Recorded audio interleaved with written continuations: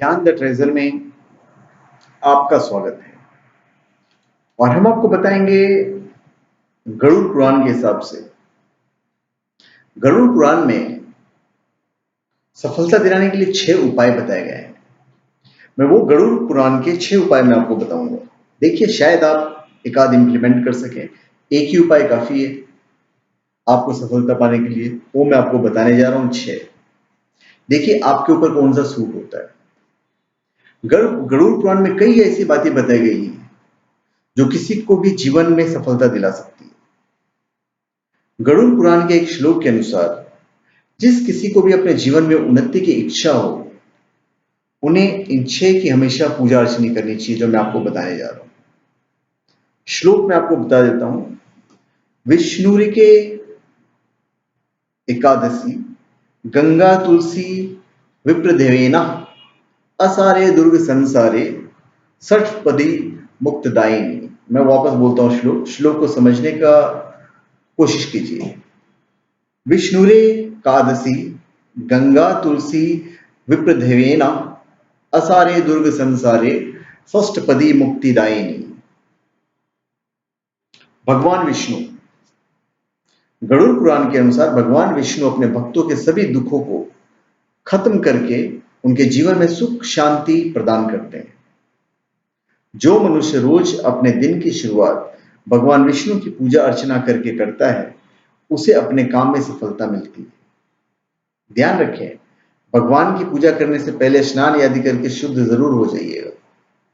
फिर एकादशी व्रत। ग्रंथों और पुराणों में एकादशी व्रत को सबसे श्रेष्ठ बताया गया है।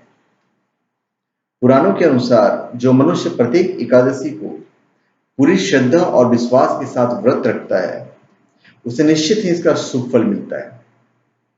व्रत करने के अलावा एकादशी के दिन जुआ खेलना, शराब पीना, हिंसा करना, इस तरह की जो चीजें वो वर्जित है।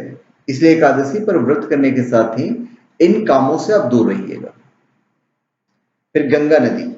गंगा नदी को सभी नदियों में सबसे श्रेष्ठ माना जाता है। हर किसी को गंगा नदी को देवतुल्य मानकर हमेशा उसकी पूजा अर्चना करनी चाहिए। किसी भी रूप में गंगा का अपमान न करें। इस बात का ध्यान रखें कि मनुष्य को निश्चित ही, अगर गंगा की इज्जत करते हैं और उसका अपमान तो करना ही नहीं है, अगर सम्मान करते हैं तो निश्चित ही उसे हर काम में सफलता मिलेगी। फिर तुलसी। तुलसी भगवान का ही एक रूप है। तुलसी को अपने घर में लगाना, रोज उसे जल देना और उसकी पूजा करना शुभ माना जाता है।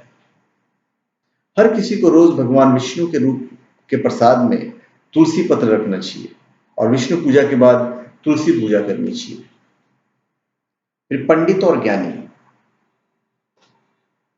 पंडित या ज्ञानी मनुष्य को सम्मान का पात्र समझना चाहिए। कई लोग इनका मजाक उड़ाते हैं, जो कि बहुत गलत माना जाता है। जो मनुष्य ज्ञानी लोगों का सम्मान करता है और उनकी बताई बातों का पालन अपने जीवन में करता है, वो हर परेशानी का सामना आसानी से कर लेता है और हर काम में सफल होता है। फिर गाय। गाय को हिंदू धर्म में पूजनीय माना गया है। गाय को शरीर के अलग अलग भागों में सभी देवी देवताओं का वास माना जाता है। जो मनुष्य गाय को देवतुल्य मानकर उसकी पूजा अर्चना करता है, उसकी सभी परेशानियों का अंत हो जाता है।